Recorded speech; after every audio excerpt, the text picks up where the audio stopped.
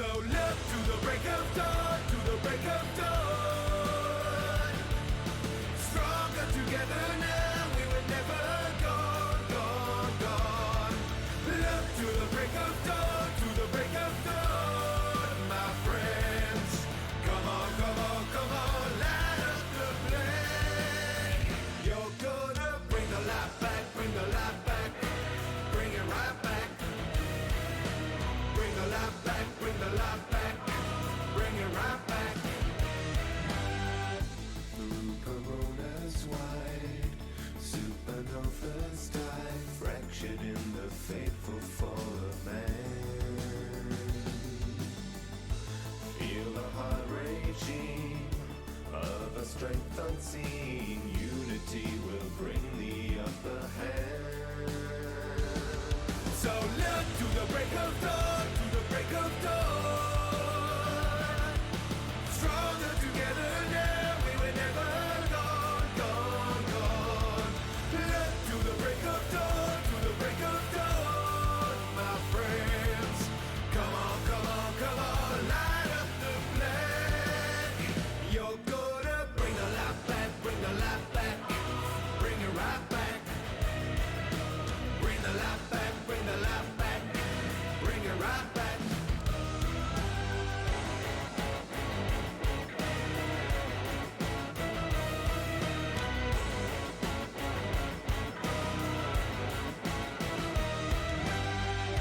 Fly into the path of sacrifice, race another bullet paradise. We were never gone just down and down. Just another side of prison, right into the cataclysm. Find a way to panic and the doubt. Look to the break of dawn, to the break of dawn. Stronger together now, we were never gone, gone, gone.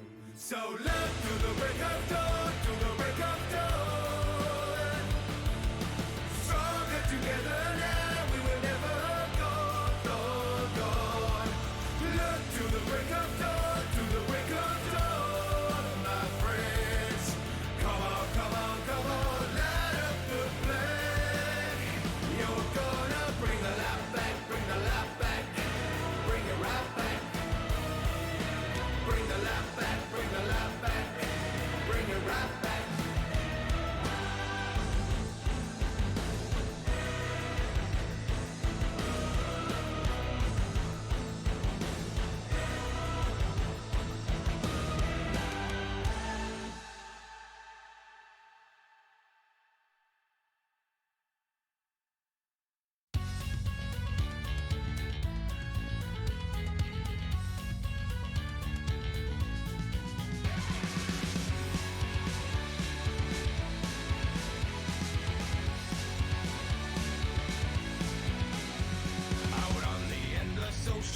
We tear along the gales, with rum inside our bellies, warm and freedom in our sails. A wayward bunch of scoundrels, assassins, thieves and slaves. The rich and blue bloods fear us when we hunt upon the waves. And when you see it coming, that flag of baleful black, no point in turning tail, there's no escaping our attack.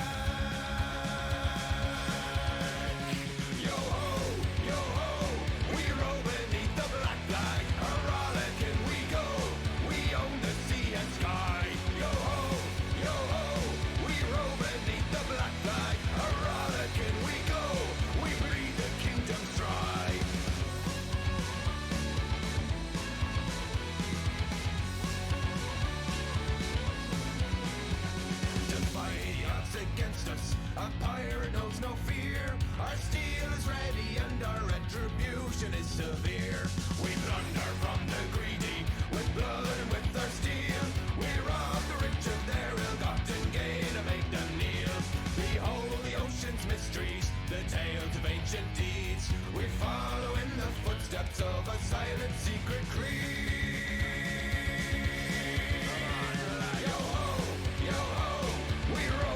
The black flag, heroic and we go. We own the sea and sky.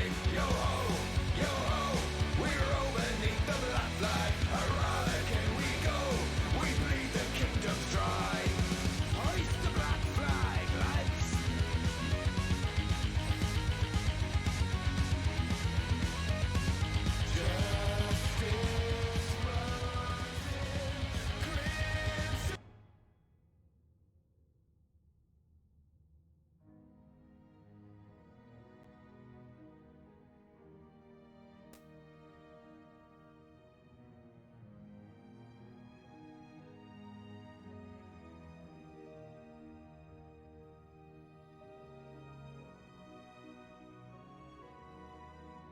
This one? There we go. Hello, everyone. Sorry about that. My mic was misset up, but I've got it now. Welcome, everyone. I have a co-caster. Hello, Sil. Hello, hello. So I swear every single time this computer reboots, I don't fix absolutely everything. But oh well. With that being said, we do go ahead and have some map bans. 30 Seconds to Mosh did win the map or the coin flip and are going to be the first pick or the first first ban. The map pick went over to the side of Frostbite. They're taking us to Cursed Hollow. We did have basically the rest of the right-hand side of the map pool being taken out of Braxis, Sky Temple, Tomb of the Spider Queen, and Volskaya being taken out.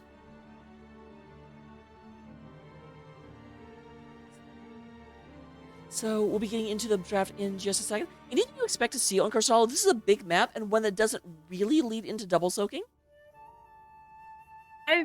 I want to see lots of way clear and potential pick around the objectives. What do you think?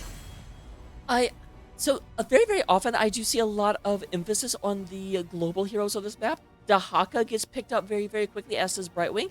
Falstad a little bit less, but being able to leave someone in those lanes for longer to just get that soak before you have to commit to actually going to the place. For some reason, no one takes Abathur for the global. I don't know why. Just get him out there in the lane, just getting soaked. Psh, psh. That would be spicy, wouldn't it? I'd love to see an Abathur play on this map. It's one of the things I love to see the most back in like Quick Match, when you'd have just a massive, almost full team wipe, and the objective came down to just a slap fight between the Abathurs. That is a very classic, you know, those special videos that you see online of those WTF moments. I've actually been in one of them. Let's go. Fantastic. So first ban is coming out. They do go in and get rid of the Junkrat. I like this ban. Junkrat is kind of like Chromie, where you can just like stop the turn in forever from very, very far away. And almost an immediate counter onto Stukov. Wow. No one likes the Russian to be putting those puddles down, do they? Especially when you have point control areas. Oh, absolutely. And being able, plus he also just works so well into so many different kill comps, where it's just like, okay, we're going to stun you, and then when you get unstunned, you have no buttons. Yep. Low blow comes down, and instantly your health is gone. All right, Rhaegar being banned out. A lot of emphasis on the healers. I do have to wonder, will we see the Johanna banned here? Because you almost have to get rid of Johanna. She is so, I don't want to say overtuned, but dominant. We'll say that. Agreed. Unless they go for a front-to-back kind of comp, which is still a possibility. But they said, nope, no Johanna allowed. So this does leave our really, really good healer pool down to Malfurion, Brightwing, and Anduin. It's possible we see some other healer than those three, but typically that's what, I guess Deckard as well. Deckard can really create some engages, depending on what ulti he goes. And with a map like this, can kind of preset the point. We do have Anaressa locking in the Lunara very, very, very early. She is a terror with that hero. Pre-scouting. There's those globals you were talking about. Dahaka and Brightwing picked up on the side of Frostbite. Also, can we just talk for a second that the Brightwing's name is Cookie? I feel my diet failing just by casting this game. Yeah, I'm not gonna lie, I ate some cookie earlier today. Oatmeal raisin, it was very good. I actually had some white chip macadamia, because I'm already cheating on my diet. Delicious. Ooh. Jaina and Anduin picked up. I like it. I've seen Captain's Jaina, and that too is a terror. Yeah, I'm a little bit worried for Frostbite. I think they have the better draft overall with the global presence. But the problem is every single pick out of the side of 36 Samash is their most big comfort pick. Yeah, all Born has to do is pull them out of that whatever scary situation they find themselves in, and they're denied a pick. That's what makes Anduin so great in so many team comps. I generally refer to Anduin as the fun police, because every time you have this really cool combo going on, he's just like, nope! I love that, the fun police.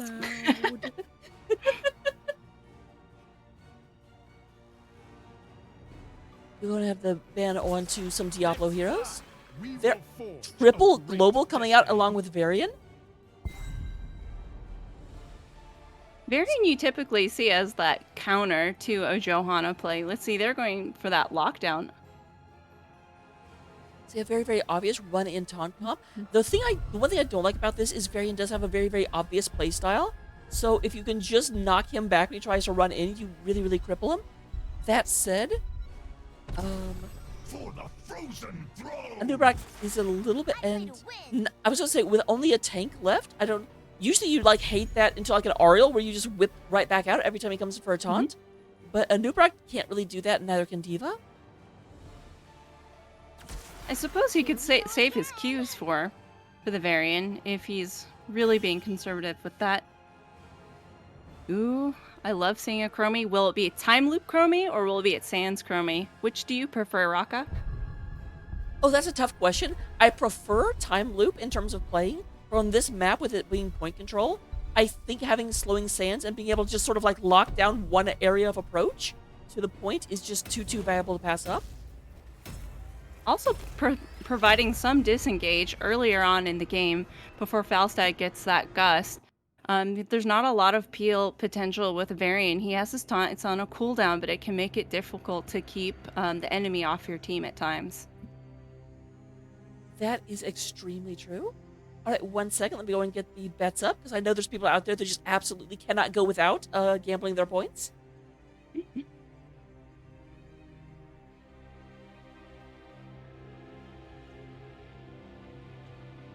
I almost didn't capitalize the B in Frostbite, and that apparently really matters. Not quite Really as matters. much as you read Jinners, and you're like, it's R-E-G-E-N. I've been yelled at about that in the past. Aww. So yeah, which of these comps do you like? But I do think the Frostbite got the better draft for the map. Just like I said, I'm concerned because every single hero on the side of 30 seconds is a hero they really, really, really know. True. They all have a potential for that PvE. Lunar can take that talent at 4. We all know that Jaina has extremely great wave clear, and so does Diva. But yeah, it looks pretty scary on the side of Frostbite. We shall wait and see. I'm a bit surprised to see Diva go into a Dahaka, just because, like, Dahaka, sort of like Imperius, sort of lives and dies based on the tongue. And Diva, I don't mean to shame, but you got a big hitbox. You just do. True, but if they waste the tongue on the Diva, and they go ahead and they take the, I don't know what ulti I'm a Burp prefers, but that bunny hop in the backline could be devastating for the squishies on the side of Frostbite. That is very true. But we are into the game right now. Let me go ahead and introduce the teams right now. Right quick, on the blue side of the battlefield, we have 30 seconds to Mosh, represented by the captain on Jaina, and Aressa on the Nexomania Lunara. We have Born to Shine playing Anduin. I'm a Burb is on that Diva, and Dire Pants on Anubara. Who do we have on the other side? Of Apollo on that Falstad, Magus on the Varian, and Miss Nugget on the Chromie, and then Dahaka is on last Malkier. Did I miss someone? I feel like I missed someone. Cookie on the Brightwing. I missed the Fruit Fly. My bad, Cookie. We all love cookies, though. Please forgive me. Definitely going in to try and cheese a tower. They do not have Sylvanas, so on the one hand, this is going to be very unexpected. So they actually get more value than a lot of Sylvanas teams I've seen, just because the other team was completely not anticipating that happening. Yeah, that was definitely an interesting split, but they did get that entire top tower down. So a little bit of an experienced lead going into the game. We do have Lunara all alone at the bottom of the map, so Dahaka not down there just yet. So they're kind of actually losing the experience gain they got for taking the tower out. Captain took a lot of damage in the middle right now, having to go back to the well. And Falstad already over here taking the camp, which is very, very aggressive timing, but I like it. And 30 seconds to Mosh also doing the same thing on the other side of the map. The one thing I dislike about Mosh doing this is that typically on this map you always start with the camp closer to the objective, which we can see the objective is up top. just because it forces your opponents to go clear the further camp right when the objective is coming up. Though granted, I guess as I say that, they got a lot of globals, so it's not like that would really inconvenience Frostbite too much.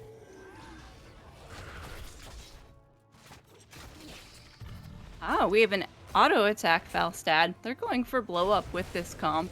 At 16, that percent damage comes online. So the Falstad's going to want to be in lane, get those minion kills to help stack that. Looking down at the bottom lane, we do have off lane Anoressa nearly getting her own tower while Malkier went to take things done. Daka really struggling into this. A lot of bruisers have a hard time into ranged characters. She's really doing some work. Speaking of bruisers having a hard time into like ranged characters, Apollo doing a great job into I'm a Burb. Just very, very hard to get in on that because as soon as you're not actively on top of them, they just whittle you to death. Death by 1,000 cuts. Gather tribute and earn my favor. I think Frostbite got a little bit more push in the mid with their camp take. Oh, interesting. But Apollo actually uses fly to go down below, which of course means it will not be up. Cookie should be able to teleport in, but Apollo's going to be a bit delayed. Yeah, Although, I don't think Lunara is going to rotate until she sees... Oh, I take that back. Mortishine's Maggie's is moving in to try and get this done.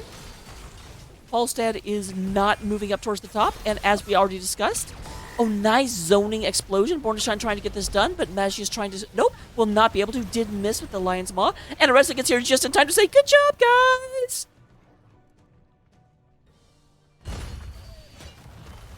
Falstad looking to push hard on bot with that camp. So, yep, is going to move in. It does look like D.Va is moving down. They want to maintain their lane setups. It was working well enough for them, I guess. Although... Dahaka not going to the top lane. Dahaka's like, I am finished with this deer? And Aresta trying to hold this top lane off of 3 pushing. Miss Nugget is going to go ahead and hit down that bottom tower up here. Oh, what a perfect dig. Last Malkier dug right as Dire Pants was coming in on him in mid lane. That's a pretty good escape. Respect. Yep, we do have I'm a Burb up top. Did get debagged. For some reason I completely missed the notification. Oh my goodness, I continuously am in the wrong part of this map. I go to the bottom. Oh, we do go ahead and have Last Milk. Trying to get out. Does go ahead and avoid the Chastise. Turns around as the blaze comes down and will go ahead and consumed Essence, but will be absolutely just fine. Daka does have that race car build at level 1, so up to 2 of 10 stacks so far. And we do go ahead and have the second tribute up at the bottom.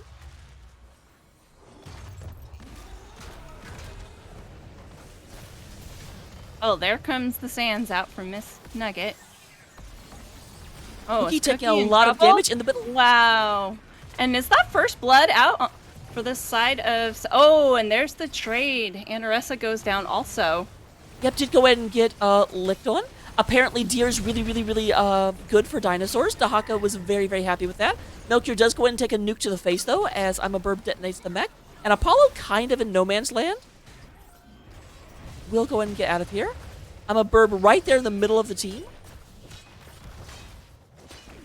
I'm a Burb will be losing their mech, and they want this kill. Oh, and the tongue comes out, and I'm a Burb loses their life. Yep, we do end up 2 kills to 2 kills total. Although I think in that actual engagement, it was 2 kills going to the side of Frostbite and only 1 going to the side of to Mosh. Which might explain why the tribute went to the side of Frostbite. Cause and effect.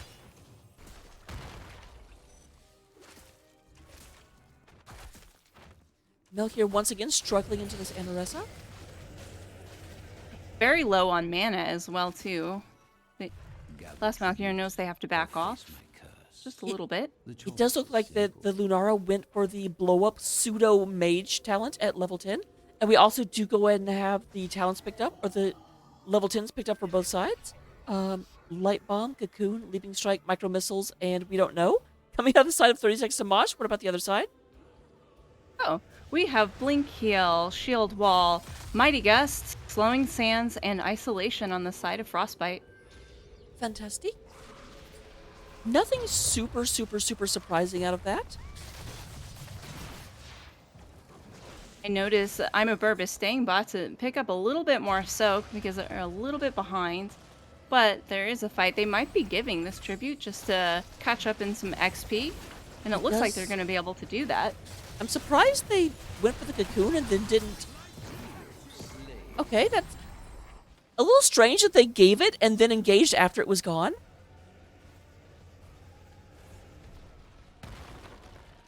But hey, that kill does mean that we are roughly even in experience. Going between the two teams, we do go and have a hard rotation from 30 seconds to Mosh, going down towards their boss. It does look like Varian and Chromie are eyeballing their own boss. But not actually. Well, Magius, make up your mind. I think that they see this camp pushing mid, and it is getting pressure, and that top tower might go down if they're not able to clear it in time.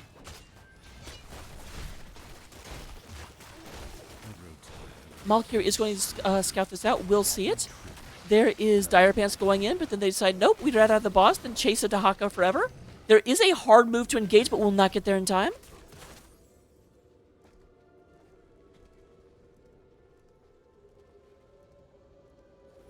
Apollo in the bushes. Lying in wait. Flying in wait. But does get caught by a Q, but is able to get out safely. Oh, that was a nice water elemental. Does get killed, but it completely stopped the tongue. And we are two tributes to two tributes. However, as they were focusing on tributes, this boss is cleaned up almost for free. Yeah, they had really great boss defense there on the side of Frostbite. Yeah, a lot of... I mean, I like how decisive Frostbite was. They're like, just give the tribute, focus on boss. And 30 seconds to Mosh was like, okay, we will go ahead and take that trade. We're not going to really try and do both. We'll just defend the tribute. You guys can't do both. I'm going to bird back up here, getting experience. Level 13 is picked up by 30 seconds to Mosh. Keep in mind, they were down experience just a little bit ago. That boss made the difference. But it does look like try to pick up their bots up here, but they're going to trade for structures down bot. But this looks like it may turn into the exact opposite. The boss is going to be pushing top as the tribute spawns. So will 30 seconds make the same trade, knowing it will lead to curse? Is a conundrum. But I think they're going to contest. They still have that pressure with that top camp. But it's not going to be enough to... I think top fort is gone. Oh, Bordershine does go ahead and get tongued. Polymorph, it looks there's no way she survives this, is there? Oh my god, this is illegal? She does! Last Malkier goes down via the captain. Once again, I need a report about how this happened. Someone dropped the ball. That should not be allowed.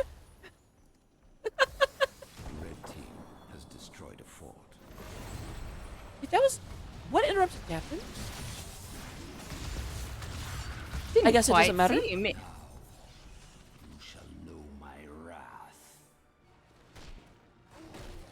So the boss will go to be cleaned up by the towers? Sorry, I don't mean to interrupt you. I'm just really bad at not talking. Oh, no, you're fine. So I'm a Burbus gonna go straight for getting a structure damage here in mid, and they're all gonna try to save top up here on the side of Frostbite. I don't think Last Malkier is going to be able to rotate in time to save mid. He's just going to try to clean up that bot lane. Yep, giving up mid says that is a lost cause. Dire Pants does go ahead and... Interesting. Gets the light bomb, but just settles for a protective Magius. Dire Pants takes a lot of damage. Is not going to get out of there at all. The bug gets squished, but so does the bird.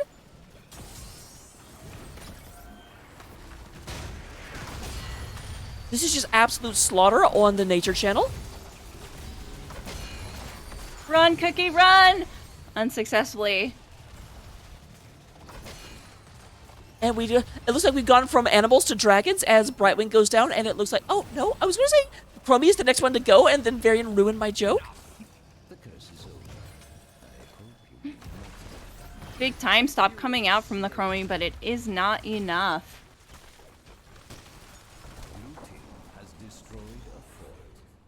Big value coming out on the side of 30 seconds to Mosh. Yep, they do get, well, 2 of the remaining 2 forts. The bottom fort was, of course, already gone. And they're bloodthirsty. They're like, we want it all, and they're taking a Frostbite camp up here. You know, this camp looks really nice, but what if it was blue? Does this camp come in blue?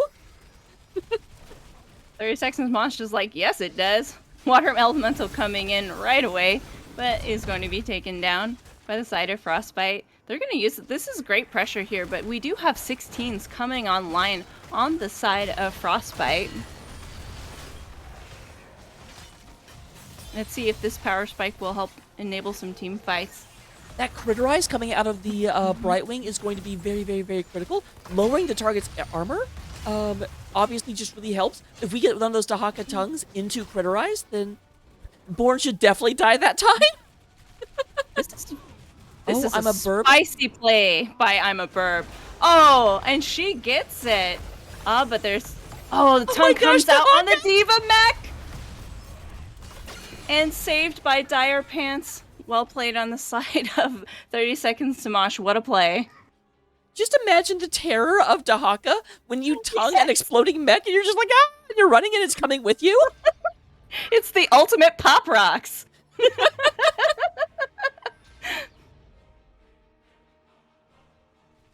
Oh, I like this spicy flank going on. They want some bird for dinner tonight. Yeah, they are very, very upset. The mech will not survive, but Dire Pants coming in. There is the gust to disengage. Cookie takes a shot to the face. No picks on either side. Shot to the face and birds to blame. 30 seconds to Mosh in a very strong position here because Frostbite has to answer this pressure mid or else it will take that mid keep. Yep, 30 seconds to Mosh do see the enemy team on the map, so they say, okay, we're fine to go and take the boss. They are not anywhere nearby. Okay, someone channel it, okay? You're stressing Rocka out. Let's go. It reminds me of back when I used to play tennis, and you'd play doubles, and there'd be a shot that comes like straight down the middle of the court, and both people would say, yours!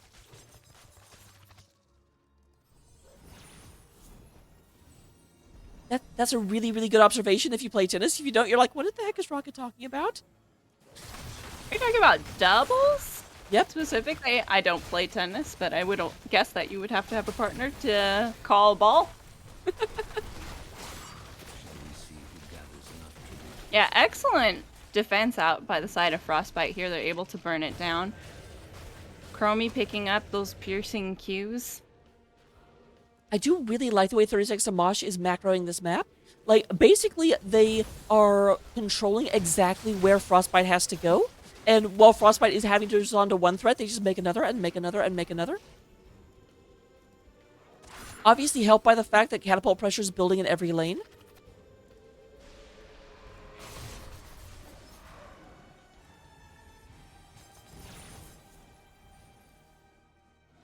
I'd like to see them pressure one of these keeps so they can establish a win condition. Well, it looks like they were listening. Nice burrow in order to keep that from happening. We do go ahead and have the spikes hitting bug versus bug action, but here comes everyone else. They are up 20s, they being 36 to Mosh, so this may not be an engage they big want. gust. But it does not turn out well for the side of Frostbite. I like the Moxie, though. I like the Moxie, too. That could have worked really, really well. I feel like there's a bit of miscommunication where Falsetto went in, but the rest of the team was falling back. Agreed. They have all that siege potential on the side of 30 seconds to Mosh with the Beetles. The Water Ellie is out there doing work. They just have a lot of clear. And now they have a win condition bot. They have 20s online as well, but the side of Frostbite needs to make a decision. They have to do something because if 30 seconds to Mosh gets this, it's GG, I believe, if they can push to win.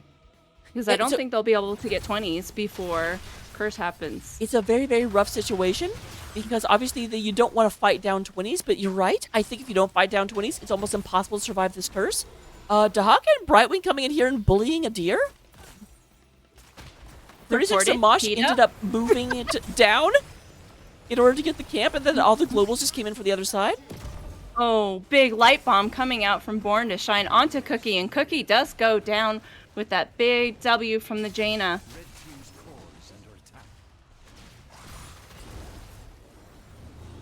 Oh, they have all the pressure.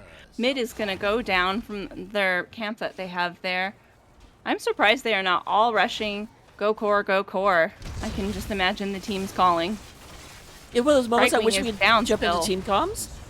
I guarantee you, like you said, core would be heard every 3 words. Oh, big stun coming out by Dire Pants, and Last Malthier goes down on that Dahaka. Water Ellie just hitting the core. Yep, this definitely looks like GG. I don't think that they can manage to save this. A lot of stuns got out of Dire Pants, but it ends up not mattering. Core goes down, and game number 1 goes to 30 seconds to Mosh. Well played. Very, very well from really for both teams. Like at the end of the game, it kind of did seem a little one-sided, but that was just because 30 seconds knew what to do when they were ahead. The first part of the game was very, very even back and forth. Remember, we got to 2 tributes to 2 tributes, and it was just 30 seconds got that slight tip of the scales, and then they just stomped on the scale as soon as it started going down. Also, you know, we do have to admit, Frostbite was fighting with a disadvantage because their healer was muted, so that affects things somehow. They're only muted in game, though. They can still be in comms, right? You could say that. Poor Cookie got picked off 5 times in that game. Yeah, that's the problem when you're someone as squishy as Brightwing and you go into a comp as engage heavy as a Nubarak. Like, Lunara also had a good amount of follow-up, but it was just Dire Pants was so on point with those stuns. Exactly. I saw a lot of good plays coming out from Born to Shine with Light Bomb as well. They just got locked down, Cocoon. They were able to secure those kills. That really put them ahead of Frostbite in that game, and it snowballed from there. Yeah, I'm very, very excited to go to game number 2, only because, like I said, the first part... Until 30 seconds was ahead, this is going to sound like a stupid statement, but until 30 seconds was ahead, they weren't ahead. The game was very, very even, and it took a while for one team to kind of wrestle the other one out. So going back to an even playing field, I've got to wonder what we're going to see. And again, if Frostbite can fight head-to-head evenly into 30 seconds, 30 seconds to Mosh's comfort picks. Yeah, I'd be interested to see how the bans change in the next game. If you were a Frostbite, what would you ban out? For me, I feel like a Nubarak is one of the big problems they have, and maybe the Anduin. I agree. Both those would be great bans for the side of Frostbite. But it does look like we're at the next lobby. I'm going to go ahead and go back to the in-between screen. I will see you guys back here for game number 2 in just a moment.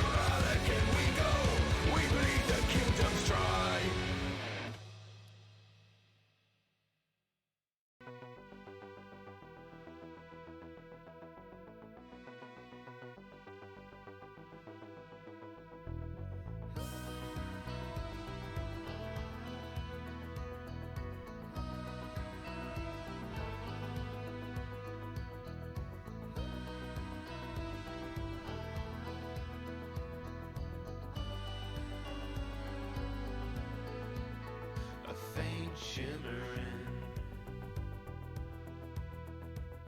the blaze of a dying star, rays glimmering, flares flashing glare from afar, the tiniest flicker on the edge of the sky, supernovas collapse in the blink of an eye. The man who would call on the deeds of the few we would see this burden through. But if we find our way back home again, is there something left to say? What if we find ourselves alone again? Is there something left to say? This trust will not be torn apart. Control the violence in your hearts. We gave our lives to Normandy.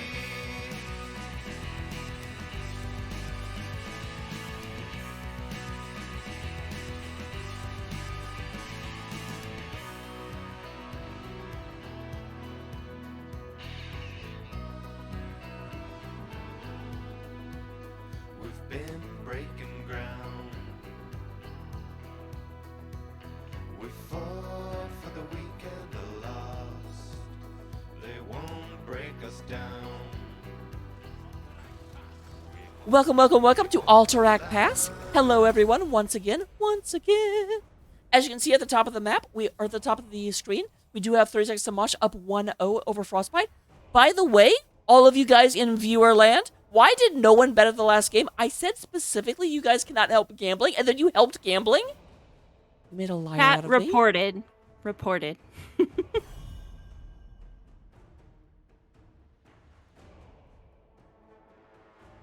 Disapproving cat is disapproving. Cat, look at the screen.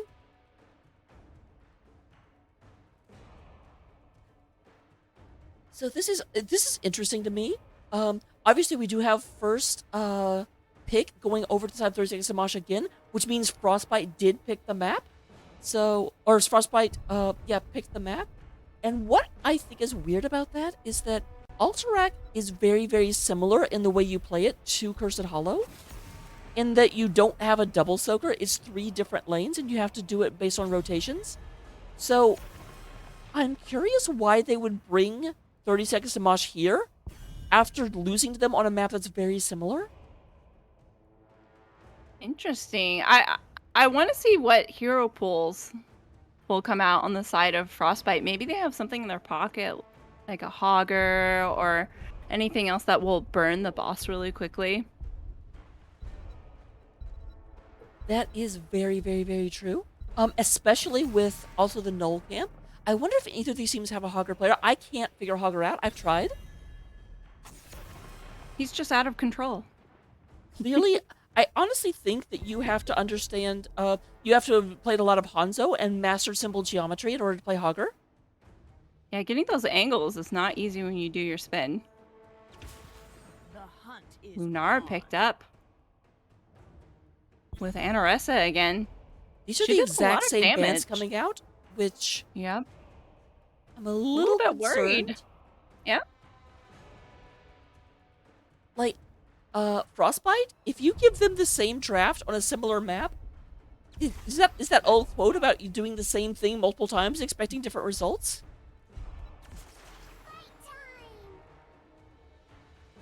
These must comfort picks. I still think Falstad can get a lot of value here on this map, and so can Brightwing.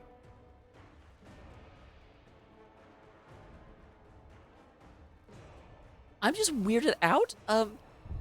We are actually, 40 minutes of the cast, right? This isn't game 1. Are we sure? I'm here to help. Oh my goodness. Deja vu. Okay, so now we ban out Diablo and Vala. I want a feather in my hat for remembering that, although I'm not wearing a hat. I think Opera and Bug would really enjoy it if you had a feather in your hat. Oh, they absolutely would. There you go. Like, this is where I'm honestly running out of commentary, because this is just the... Exactly. I'm concerned. If it didn't say Alterac Pass at the top, I would be concerned that somehow I was in a time loop and was just watching the previous draft. That could be so punny if Miss Nugget goes Chromie again.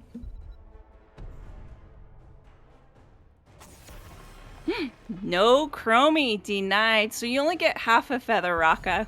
Aww. Now I have to choose who plays with Feather. Is it Opera or Bug? It can't be both now. Poor kitties. Okay, now we have different Ooh. things coming out. I like this. Nubrak has a lot more lockdown This round than having a taunt variant. I like the Ming pick here also. Can be a lot of good poke to deny objective.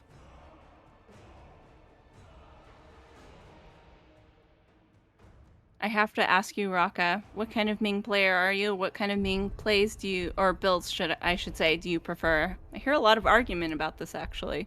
The Big balls problem- or calamity? For me personally, I'm definitely a ball player, but at the same time, I'm an offlaner, so you can imagine how much Li Ming I have under my belt. I see. I just hear people flame all the time about what the proper build is. So we do go and have Dire Pants coming out with a Murden, and then I'm a Burb. Not going Diva this time, though it was available. Is going with Blaze. Blaze, I really like the Blaze pick. much tankier offlaner, and very, very, very... Here's the thing, when Nubrak goes in for a stun, if you don't go against Blaze, Blaze can just come in for the counter stun. But there we do have the Hogger coming out. We talked about this. Look at us. Smart Yes. casters.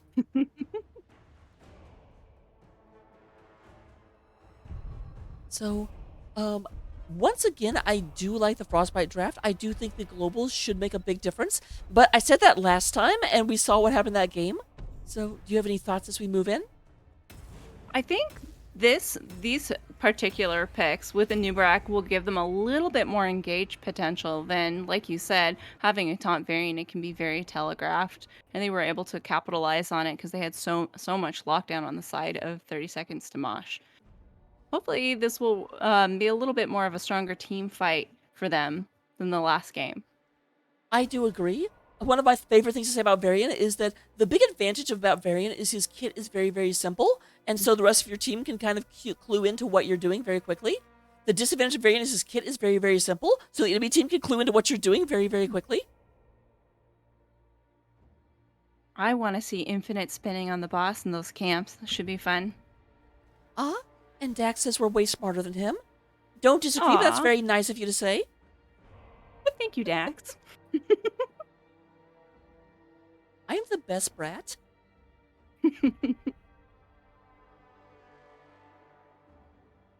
Who's Gamba? That's actually good. They're asking for gambling, even though they didn't bet last time, so I don't know why I should give it to them. Oh. You're being put in timeout. Oh no, Raka is merciful. I typed in 9 characters last time and none of you pressed a button. Very upset. But coming into the game right now, we do going to have 30 seconds to Mosh coming in on the blue side of the battlefield. We are going to have Dire Pants playing the Candy Cane Murden, the best skin of Murden. Look at this amazing thing. We do have Blaze being played by I'm a Burb, and Aressa once again on the Nexomania Lunara. We do get the Captain on Jaina, and then Born to Shine playing that Anduin. What about on the other side? On the side of Frostbite, we've got Cookie on that Fruit Fly again. And speaking of flying, Apollo on that Falstad, Magus on the Nubarak, Miss Nugget on that Li Ming, and we have Last Malkier on the Spin to Win Poggers Hoggers. And once again, they're doing it again? They're doing it again. Although it does look like Blaze is already on the way up. It's like, wait a minute, I don't see them. This time they have Beetles to tank for them.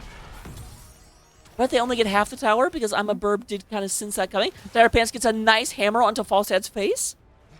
He says, shame on you, get out of my lane. This tower did nothing to you. This is Alterac Valley. Technically, we are at peace. Oh, big stun out on Last Malkier, but he's safely behind lines, and Cookie Z's in onto him, giving him back his full health bar. So we do go and have a third win coming out of the Murden. I always am interested to see this, whether you go for the stacking damage quest or if you go for third wind. So definitely a little bit more of a, I need to walk away from battle for like 10 seconds and then come right back at. Who Exactly. needs Moonwells when you have third wind? Oh, they've got big pressure down here on bot. Big stun out on Anaressa. They're getting a bit of damage on this. Will they take the bot tower? I would have liked to see them stay a little bit longer to secure that, though. But they are making that rotation up to mid. They see that they've taken the camp. So they can kind of do that because Hogger can solo the camp, whereas 30 Seconds to Mosh actually had to send 2 people to their camps. They're just like, okay, when we know they're on their camp, go ahead and pressure one of the lanes. But look down bot here. They see where the team members of Frostbite are, and so they're going to capitalize it and take a bot tower. I like that play. Looking for value when the enemy team isn't around. It's a good play out by the 30 Seconds to Mosh. The really big sign of a very, very, very forward-thinking team is just a lot of teams by default will just look for the other team, and then whenever they get kills, they'll start looking for value. But the really, really good teams are just like, we're always looking to take your stuff. If we happen to kill you on the way, great.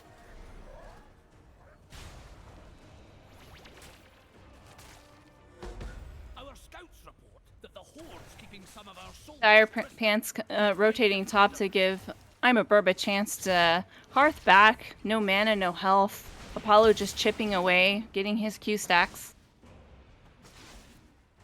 Yep, that is what I like and also hate. As an offlaner, I hate when people send a like ranged character against me. I'm like, can you guys stop? So Blaze is coming back in. I'm a bit surprised Blaze came in directly. I almost expected Blaze to come up and look for a flank, but I guess Dire Pants wanted to leave immediately. Yeah, they're wanting to cap this objective right away. Magius on the Anubrak, very, very good at that because you can just use the beetles to tank, and Anubrak can actually solo cap it immediately if the Anubrak knows what they're doing. Gets his beetles out to tank it for them.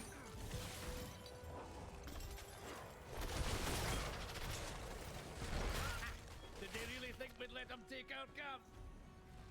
They're going to have 7s in just a moment here on the side of 30 Seconds to Mosh, and they're going to want to look for a fight here. Oh, Les Mulligan. I'm a Burb. Miss. Oh. Oh, but Cookie. My goodness. And they got the pick they wanted. Yeah, that poor Cookie keeps teleporting in to save people, and then the team is like, huh, you just activated our trap card? We weren't actually going for Hogger, we were going for you? One thing I would have liked to have seen is 30 Seconds to Mosh getting more structure damage in mid while they had those 7s online waiting for Cookie to come back. But they elected they're going to get this objective unless Frostbite can deny them this. All right, Cookie is teleporting back in. A lot of damage on the Dire Pants, and this is actually a 4 versus 5.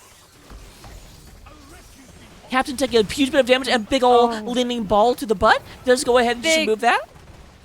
Big pickup on the side of Frostbite, able to get those leaming resets. Oh! Man, this is Miss Nugget's world. The rest of us are just living here.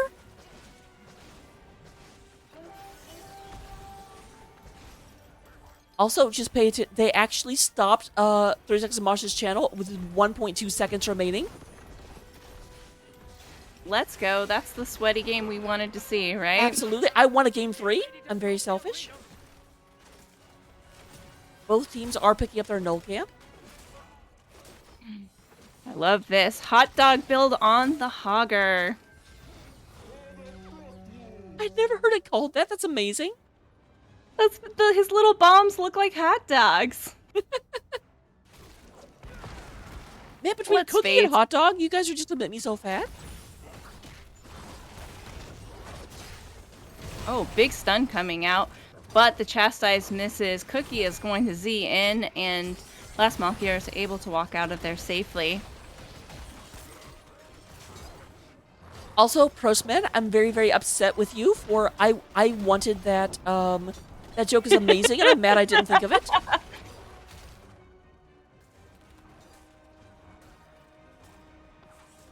Alright, they do get bottom fort away from Anaressa. Apollo is moving in, and it does not look like they'll get top from I'm a Burb.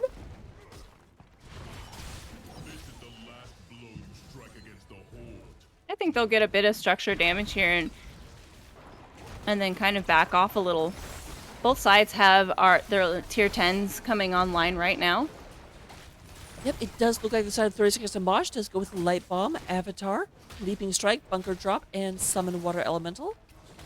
And then we have Cocoon, Mighty Gust, Blink Heal, Hortipult, and Disintegrate, the big laser. All kind of what I would expect. Nothing like, oh my gosh, I can't believe we're seeing this. Oh, something spicy might be brewing in top lane. They're looking for a flank here on this for... Ooh, poor Cookie goes down by Blaze. Big Light Bomb out onto Cookie, but Cookie's able to blink to safety. Apollo working on getting that Water Ellie out of there. Mia just making those aggressive engages. Able to put the pressure back on, and they'll continue pushing up top here. Really, really nice engage. Unfortunately, Blaze ended up dying right as the gauge started, so suddenly it turned into a 4v3. And Apollo came so close to going down. If Blaze was still alive, I think Apollo died in that initial engage coming from 30 seconds to Mosh, but you kind of can't do DPS when you're dead. Fun fact. Hashtag truth. I'd like to see them put more pressure here up top while they're getting value mid. They might be just poking, then go ahead and do that, but 30 seconds to Mosh is going to go ahead and address that because it has gotten half of that fort here in mid, and they're going to go ahead and try to trade it for top on the side of Frostbite. Initially, I thought you were saying I kind of wish they would put in a hero that could do damage while dead. And I'm like, you're out of your mind? What? That would be terrible. Leoric is bad enough. Don't let him also do damage. Looks like they're electing to try to take boss up here, but they're sniffed out almost immediately by the side of 30 seconds to Mosh. Apollo a little bit isolated, does go into Chastise, has to use Mighty Gust in order to force the disengagement from 30 seconds to Mosh. Trying to get back there is the Light Bomb, but a little bit of miscommunication. Looks like I'm a Burb did not realize he was supposed to be charging in, or she, sorry. You can see Anaressa and Will Last Malthier go ahead and rotate up there. Maybe they just scared them off this. They will be picking up 13s on the side of Frostbite in just a moment. If I was them, I'd be looking for an engage. Yeah, they are falling back. The objective is spawned. Hogger's, of course, doing Hogger things to those poor gnolls. It kind of makes sense that Hogger can clear the Gnoll camp very, very quickly. He is their chieftain. Yeah, it's... Or you could spin it as null on null violence. I don't know if that's cool.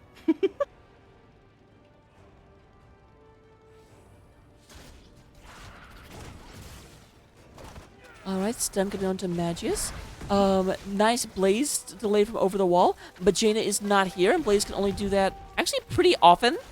I forgot he had 2 charges of it.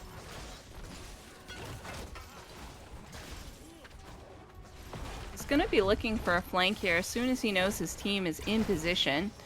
Big Light Bomb leap out onto Last Malkier, but he's able to spin to win out of there.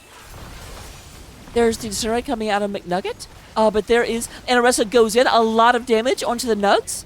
Oh my goodness. And there is the Q from level 7. A lot of damage. Big stun coming out of Blaze. I'm a Burb very, very low, but Leeming already out of the fight. Last Malkier going in. The bunker is down. Flambe on the Nole. Oh, and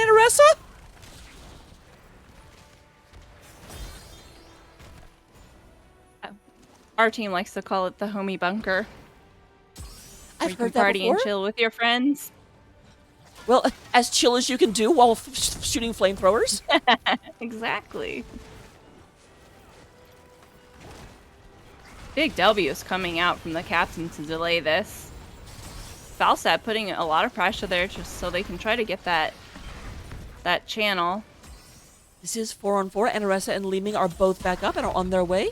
Leeming will get here a little bit sooner. It's a very aggressive positioning by I'm a Burb. There's that Dwarf Toss with the Light Bomb coming in. Oh, Dire Pants is in trouble. Dire Pants goes down, but so does Apollo. We have a trade here, but Captain is also down, so maybe not a trade. I missed the Captain dying. Yeah, Captain was the first one. We ended up getting Falstad Apollo a little bit forward to secure that counter kill, which is what led to Falstad also going down. But his death was not in vain. They were able to secure the objective.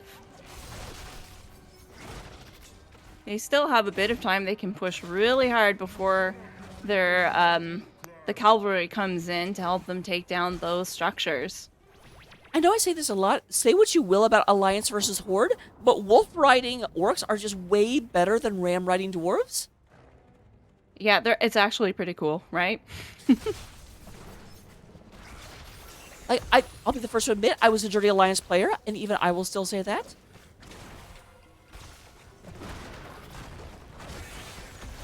Big push coming out of top pressure up here. 16s will be online soon. I'd like to see a really aggressive play here and see if they can get a pick. We're certainly looking for it. Dire Pants is a little bit up there on an island. A lot of damage coming from Li Ming. Obviously did go the orb build, so it's one of those things, if you get hit by it, she just shoots another one almost immediately. And Captain and Dire Pants, thank you, showing that almost immediately. Show and tell here with 30 seconds to Mosh.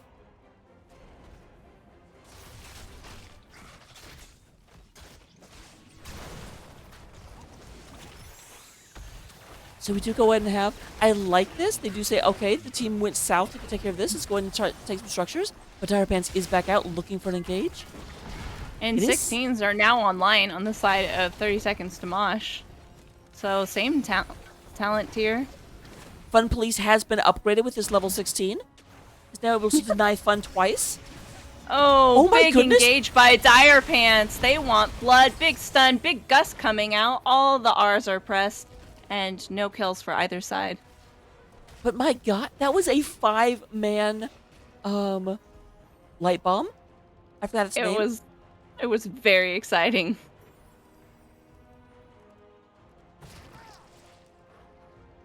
Both teams looking to take bosses on the opposite side of the map.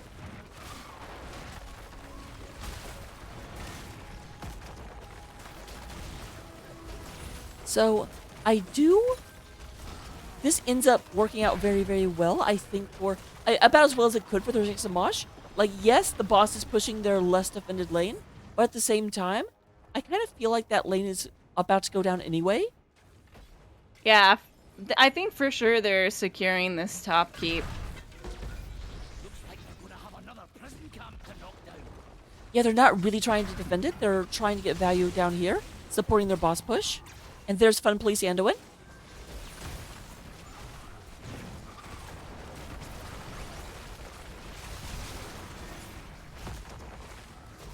Now I want to draw Hall Monitor Anduin.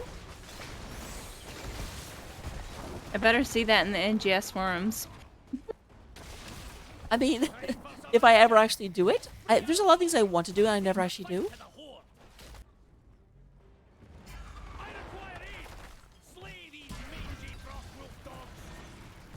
So yeah, I'm a burp does not need to clean this up. I was gonna say the boss will take care of it.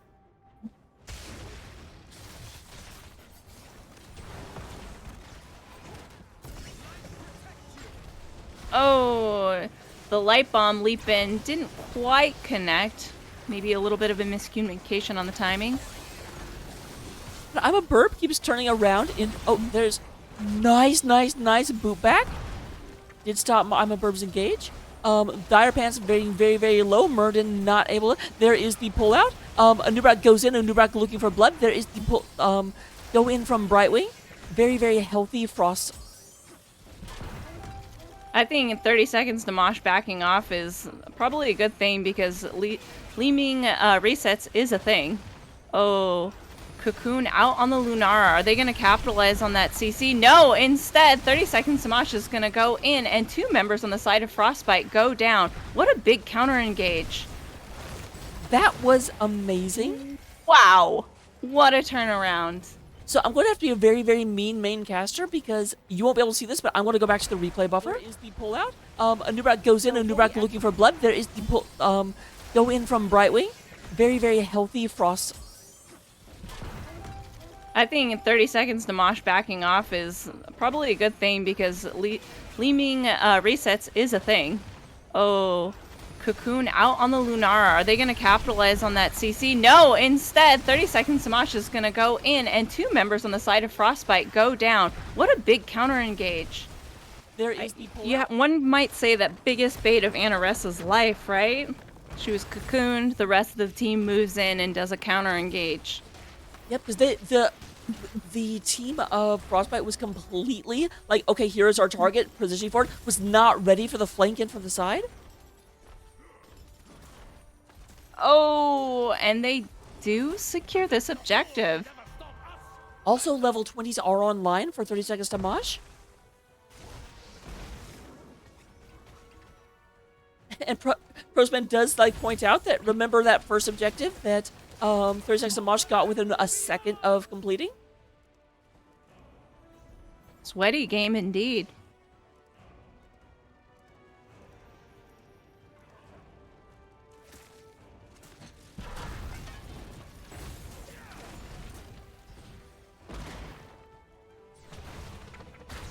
I don't think that 30 seconds to Mosh can end here. I think what they're going to try to do is make sure they get as much pressure here, keep Frostbite in this position while their other lanes, because they still need to get that top structure down too. You need at least 2 to be able to get through the shield easily on this map. Yep, that is very true. They are putting pressure onto 2 lanes. Nice defense coming out of Frostbite. Direpan's very, very deep inside. Last Malk here, it does go ahead and Hortapult to safety because it was right in the middle of Blizzard. Direpan takes a warp to the butt, but Apollo is not going to make it out of here. Bye-bye. You got killed by a healer. It almost looked like he timed out there for a second. It did. I don't know if he got stunned or what actually caused that. A lot of damage coming in the middle. And we do actually have Anduin go down while I move away because I thought they had disengaged. They want blood, but Jane is able to slow them down. Not sure that they can catch them. Hogger already splitting off to release some of the pressure in mid. They still have a bit of the Ram Riders coming up in top, but it's going to go down pretty quickly. Is that the best you can do, Frost Wolves?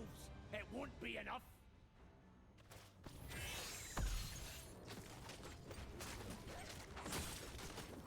So, yep, they do not quite get the keep down. They are both teams do move on their nulls. Both teams are very, very, very disciplined when it comes to getting these nulls. It does look like bottom boss is going... Oh, if they knew, they could go down there, but obviously they don't have Anduin, so they're just like, nope, don't contest the boss. It'd be 5 versus 4, and they don't realize that neither Cocasted or that Hogger wasn't there.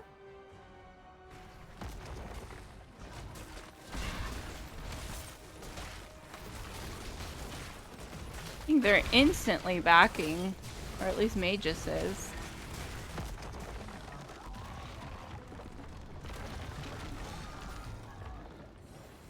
Yeah, I think they knew that 30 seconds to Mosh was taking that top boss. Yeah, both teams moving to stop the boss, although there is also null camp in the middle. It looks like Amaburb is stopping in order to take care of that.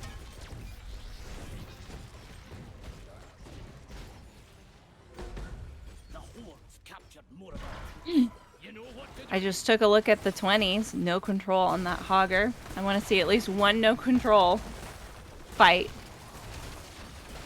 Those are so hilarious and also confusing. Very confusing. You can no control and get through someone's gate. That happened to me once.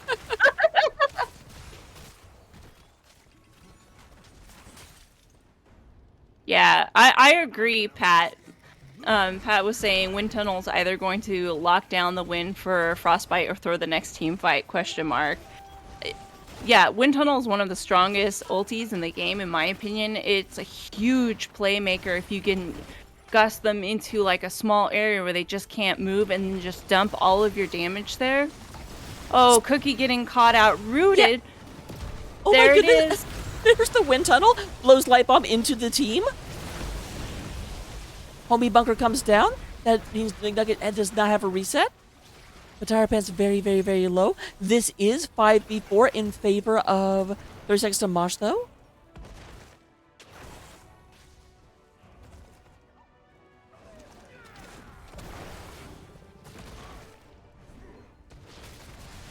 So there is Dire Pants.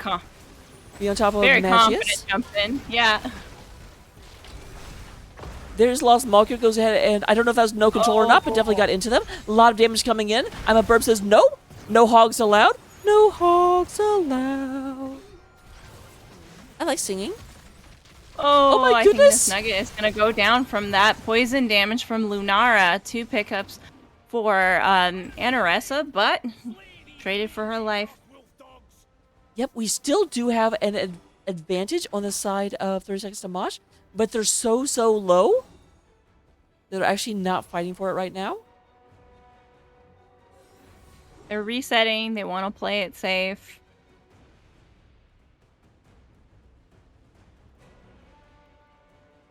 Yep, both teams actually go for their null camps.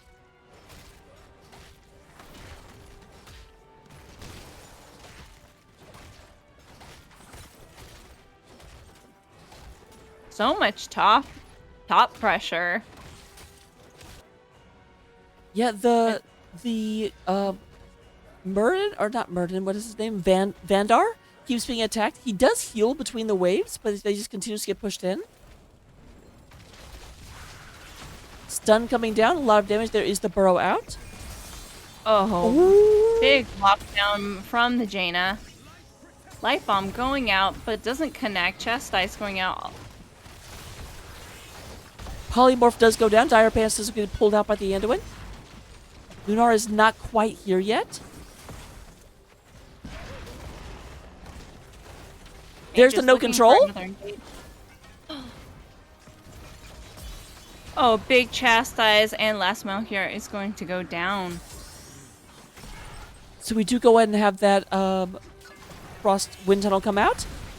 Magi is trying to lock down this Jaina. A lot of damage coming back. And Arrest is in the air. Goodbye. You know, really effective way to smash bugs. Get above them. And there Well is played. very sweaty. I actually thought we were into game 3. I'm not so sure anymore. But it is, of course, still possible. Yep, still a big. They could. I don't know. Let's not jinx it. I'm not going to speculate. Come on, you have to use the caster curse. It is our only superpower.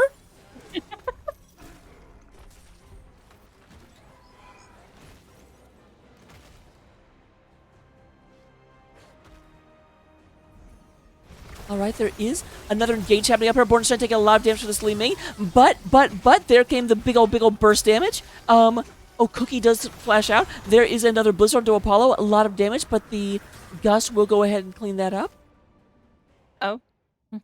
And we have a pause, so hi everyone, we're back to seeing you, so people can't look at the minimap, although I kind of feel like both teams know where each other are. Yeah, for sure. No, Burb. Internet issues. I'm a burb, more like I'm not connected. I'm hilarious. I even like how you can see the water Ellie on the minimap. Oh, that is true.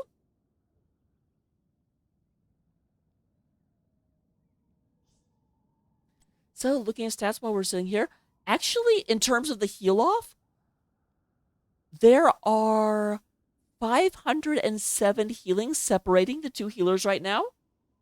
Very close. That's kind of amazing. Apollo and Li Ming kind of outdistancing the captain.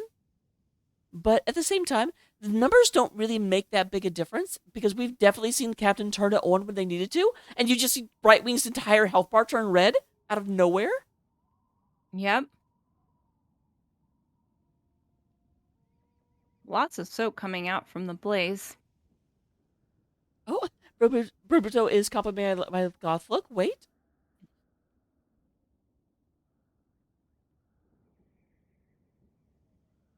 I don't know why I said wait.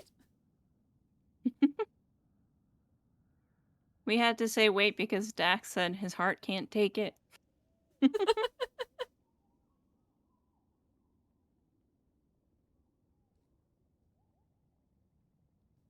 we go ahead and waiting to see what everyone get back here. Looking at talents, I'm going to look at it as an offlaner.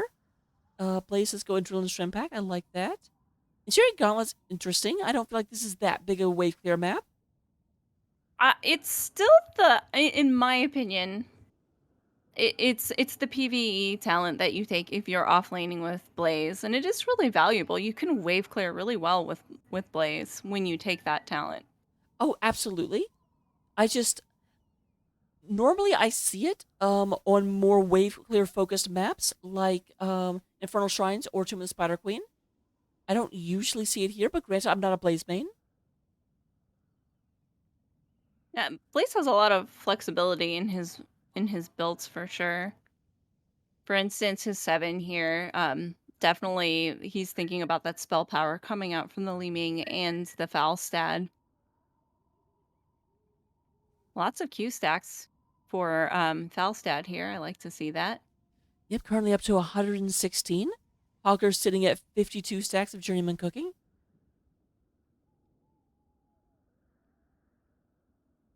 I don't see anything really standing out for Beetle Boy. Pretty standard builds. Lunara did once again go the pseudo spell quest at 7, which is a lot where this. Oh, we're about to go back in the game. Enough talking about talents.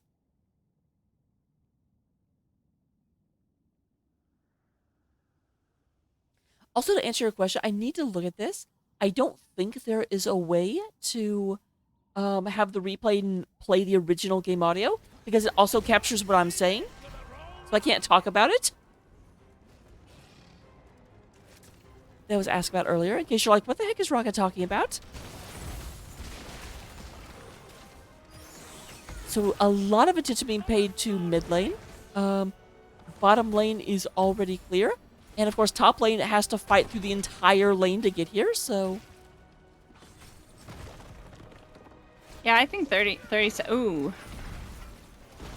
Maybe a little bit early on the engage. Potential cocoon will be down.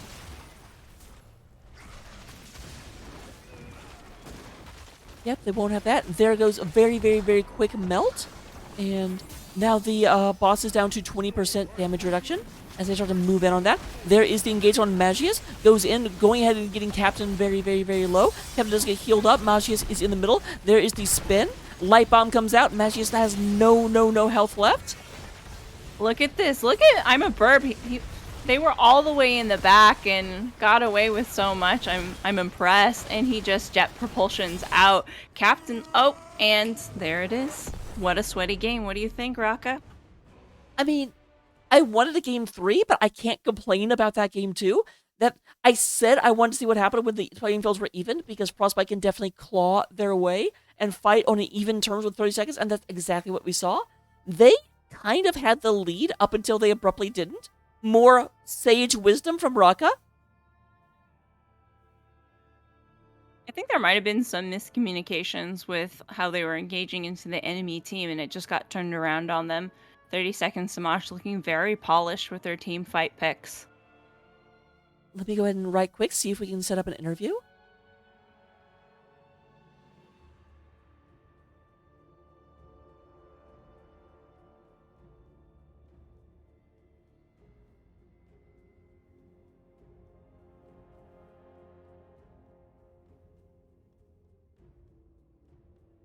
All right, and we're going to go ahead and jump into Lobby 2 over on the NTS Discord. Okay.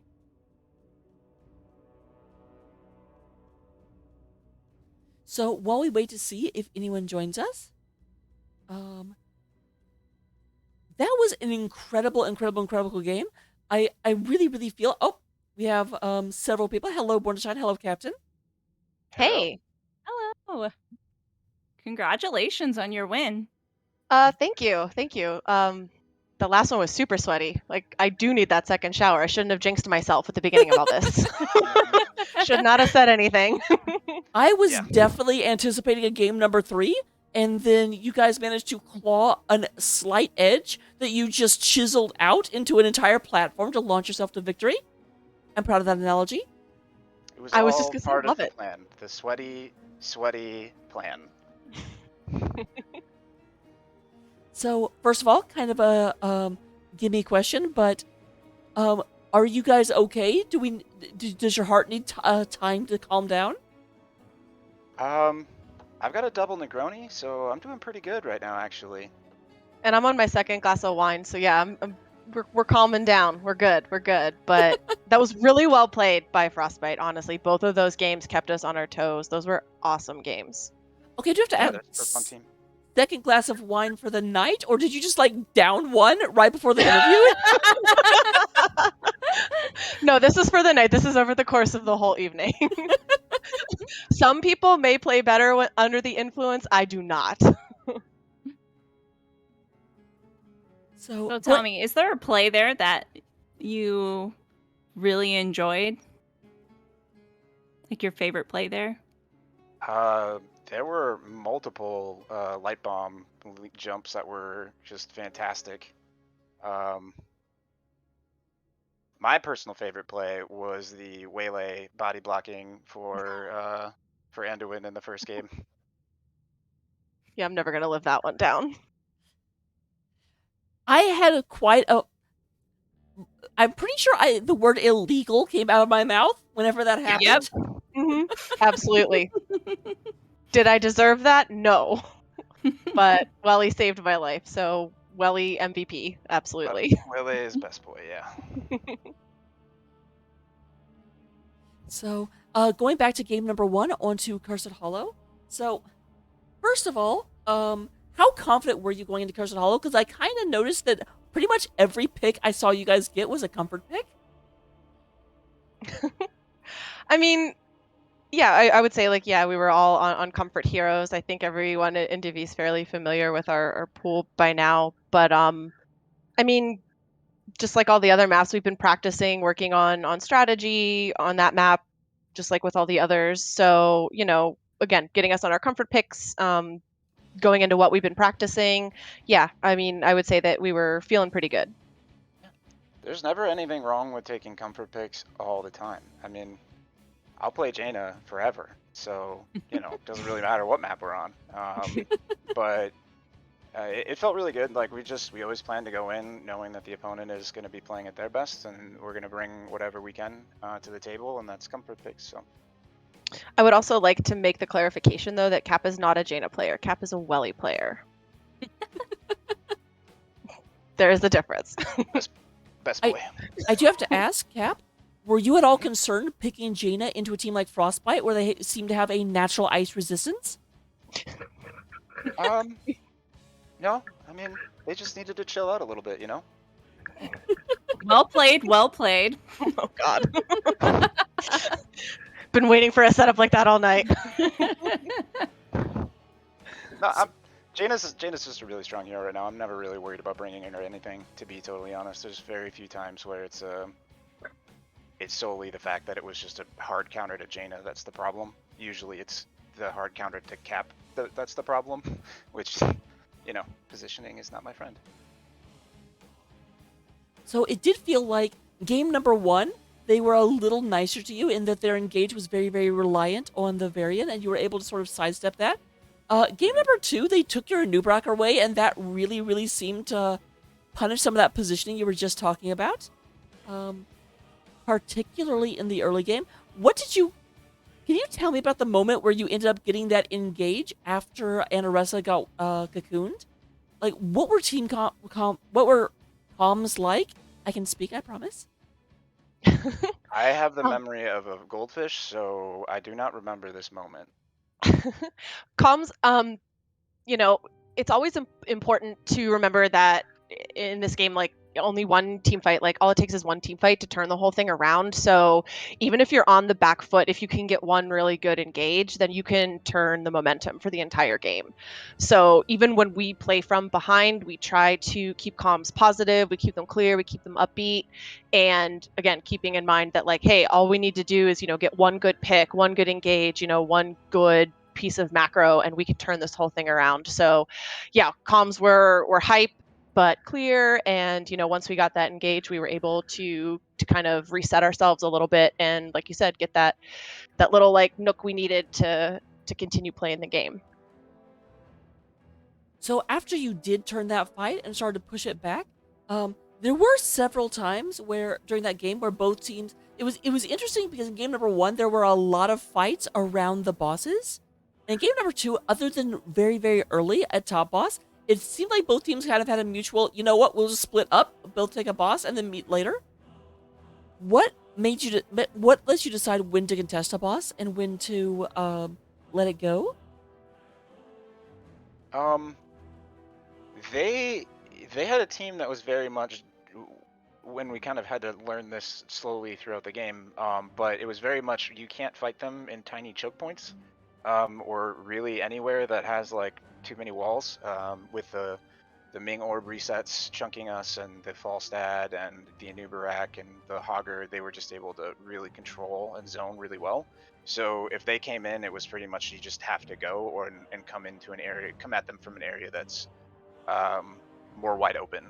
You flank them in an area where you can actually take them, and the boss isn't going to be that. So you have to take the boss when they're busy doing something else. If they come in, you just have to leave, 100%. I believe Alright. that's called trap and go. We also promised our coach we wouldn't int at boss anymore, so we had that hanging over our heads. Yeah, I'm really disappointed that we didn't disappoint him, to be honest. Yeah. I'm sure he'll find something else to yell at us for. So, did just get called in. Dax wants to see Boots, and while I'm trying to interview you and like put you on a pedestal, so excuse me if I seem slightly awkward. Syl, do you have any questions while I am entertaining the masses? I don't. Well played. Well played. Very Thank you. sweaty. Thanks. So, I do have one more question that I always ask to everyone. Where does the name 30 Seconds to Mosh come from? That's trade secrets.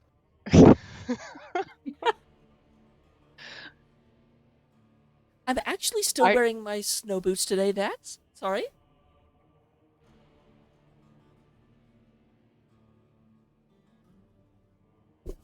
Well, congratulations. Very, very well played. Very, very sweaty game.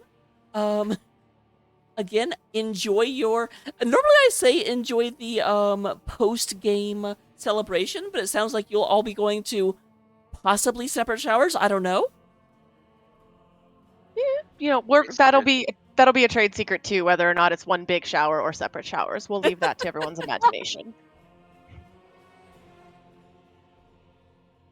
So, very, very well played. Very, very congratulations. We hope to see you in future weeks. Any shout outs you want to give before we disparoo?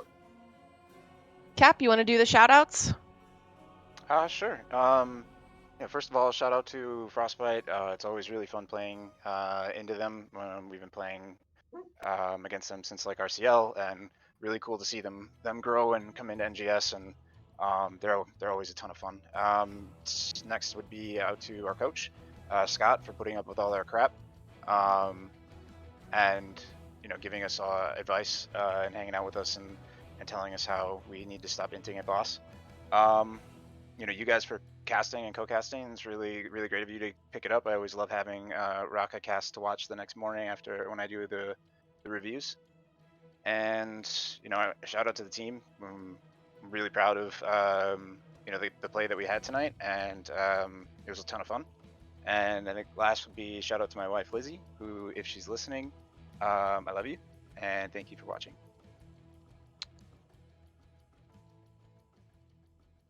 All right, fantastic. So again, I'll go ahead and let you go enjoy the showers, after party, whatever it is you do. Still, before we disappear, do you want to let everyone know who you are, where they can find you, and all that good stuff?